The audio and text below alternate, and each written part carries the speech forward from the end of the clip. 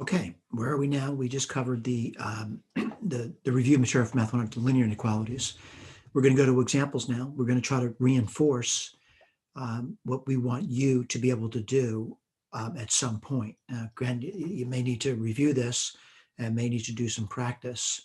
I do want to point out in the notes, what you see is you see an example question, and on the side you see a little video.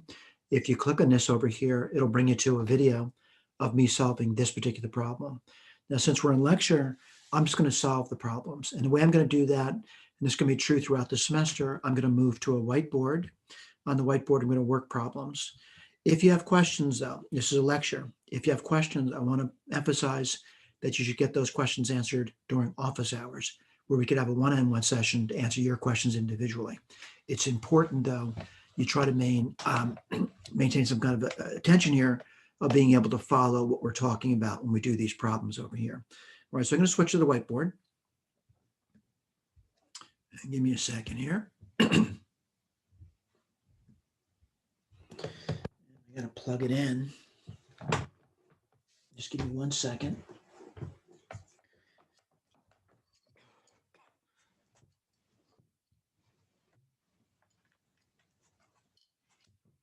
All right.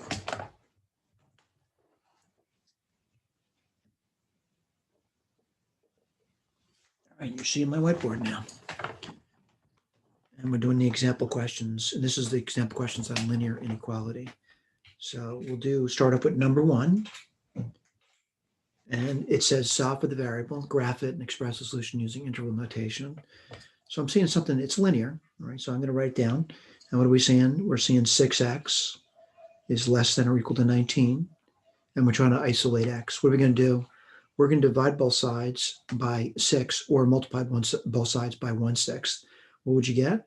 You would get x. And again, I'm dividing by 6, 19 over 6. My recommendation is put a number line down. And on the number line, what are you going to put down is the number of inches, which is 19 divided by 6. This number here is 3 and 1/6. We don't like using mixed numbers in algebra, but you should have understanding in the English language. We wouldn't say 19/6. We would say 3 and 1/6. Now, what is x? When you read it, it does tell you what x is. X could be equal to that. Our convention is equality means you shade it in. So I'm going to shade that in. Whoops, did the wrong thing there. Shade it in. And what else could x be? And again, I can't emphasize this enough. You read from the letter. X is less than that number. What does that mean to the left? This is a graph of it. This is a solution to the problem. The reason it's a solution, I can actually read it. X is less than or equal to 19/6. The graph, I visualize the solution, and now the interval notation. I look at the graph to do that, and I'm going to say it goes from minus infinity all the way to the left up to 19 over 6. This is on the right side. Convention is square bracket. I also want to point out, if you look at the notes, although I don't want to put the graph down over here, I do put the answers down, the solutions over there and the intervals there. Let's go to the next one, number 2. And number 2, again, really, it's really the same sentence over and over again. Solve for the variable, graph it, express the solution using interval notations. So let me go for it. And looking at it, I'm just copy the problem down. What's going to be 2x plus 7. That's the greater than symbol. And I'm going to simplify the right side. What do you get? 3 minus 6x. The next thing I would do is I would probably add 6x to both sides. And I probably would subtract 7 from both sides. You should realize by adding or subtracting, it has no effect on this inequality. So what do you get here? 8x greater than, well, 3 minus 7 is going to be minus 4. Now what am I going to do? I'm going to divide both sides by 8. 8 is a positive number. It has no effect on the inequality. And if you divide by 8, I'll write that down for you. What are you going to get? X greater than, well, I should reduce that. That would be minus 1/2. This is a solution to the problem. I'm going to put the graph down now. And what's the graph going to look like? A number line. What goes to the number line? The number minus 1/2. X is not equal to that number. What is x? It's greater than that number. And that's how that's read from the variable, right? Intervals, well, it starts at -1/2 and goes off to infinity. It does not touch the -1/2, and you can never touch the infinity. If you look at the key has the same thing written down, and you should be aware of that. Let's go to the next one, which can be number 3. What causes a problem for a lot of students here is there's a fraction. So I'm going to say if there's a fraction, I would recommend multiplying both sides by what's called the LCD. What's the LCD here? It's just 7. There's only one fraction there. Now, multiplying both sides of this inequality by 7 has no effect on the inequality. So I'm going to write this down. 3 plus 2 7s x. I'm going to multiply the left side by 7, and I'm going to multiply the right side by 7, and that's 2x minus 5. So if you multiply this out, what do you get? 21 plus 2x. That's a less than or equal symbol. What do you get over here? 14x minus 35. What I would do, I would subtract 2x from both sides, and I would add 35 to both sides. Addition and subtraction has no effect on inequality, so this is good to go. What do you get over here? If I did that, what do you get? On the left side, you would get, let's see, 56, right? And on the right side, what do you get? 12x. Now what am I going to do? I'm going to divide by 12. This is simple linear equality. Positive number has no effect on inequality. What do you get over here? Well, on the right side, you get x. On the left side, I would recommend reducing it. And I'm going to say, looking at it, I'll put this on the side for you. Again, if you quick at this, that's great. If you're not quick at this, that's not a problem. It's not a speed contest. I would divide through by 2. What do you get? 6. If you divide 56 by 2, you're going to get 28. And this also is, both those numbers are also even. That also divides by 2. So what do you get? It would be 14/3. I do want to point out that 14/3, well, 3 goes into 14 4 times with the remainder 2/3. All right? A remainder of 2, so 2/3. All right? We don't want you to use mixed numbers in algebra, though. So what I'm going to do, put the number line down, and on the number line, what goes on the number line is a number of interest, which is 14/3. Now that number is between 4 and 5, and it's closer to 5 than it is to 4. What is x? It could be equal to that number.